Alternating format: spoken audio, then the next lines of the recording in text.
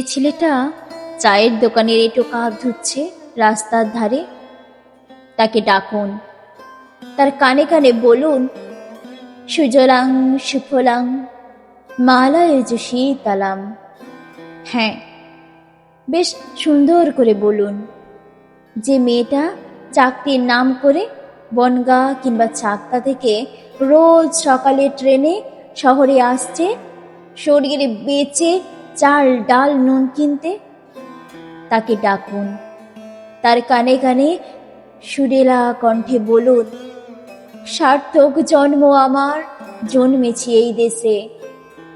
যে ছেলেটা লটারির টিকিট নিয়ে দরজায় দরজায় ঘুরছে আর বলছে, বিশ্বাস করুন আমি ভদ্রলোক, আজ 10 বছর হলো আমার কারখানা বন্ধ, লকআউট, তাকে ডাকুন।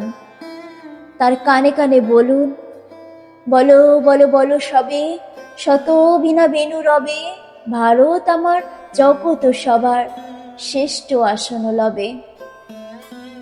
রাতের আকাশ কাঁপিয়ে অঝোর ধারায় বৃষ্টি নামলে যে মা আজও লণ্ঠন হাতে টালির ঘরের দরজায় ঠাই দাঁড়িয়ে থাকেন তার খোকন ফিরে আসবে বলে, যে খোকনকে এমনই এক বর্ষার উন্মত্ত রাতে কালো গাড়ির পুলিশ এসে ডেকে নিয়ে গিয়েছিল, আর বরানগরের রাস্তায় ভোরের ঘুম ভাঙা কুকুর প্রথম দেখেছিল যার গুলিবিদ্ধ রক্তাক্ত লাশ।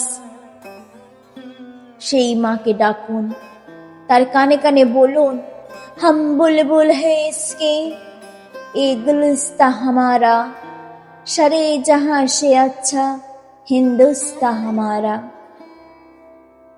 সবাইকে সব বলা শেষ হলে শুনশান শীতের রাতে পাঁচমাথার মোড়ে ঘোড়ায় চড়ে বসা সেই মহা বিপ্লবীর পায়ের সামনে ধীরে ধীরে এগিয়ে যান।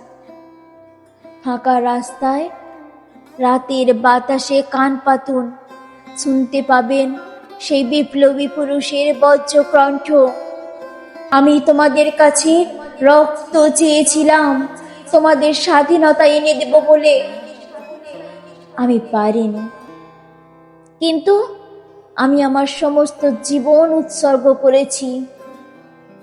আর তোমরা তোমরা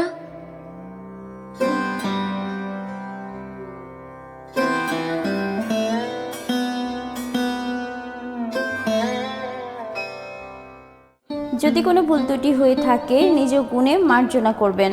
যদি ভালো লেগে থাকে আমার চ্যানেলটিকে লাইক অ্যান্ড সাবস্ক্রাইব করে পাশে থাকবেন। আপনার মূল্যবান মন্তব্য কমেন্ট বক্সে অবশ্যই জানিয়ে যাবেন। আমার সঙ্গে এতটা সময় থাকার জন্য অসংখ্য ধন্যবাদ।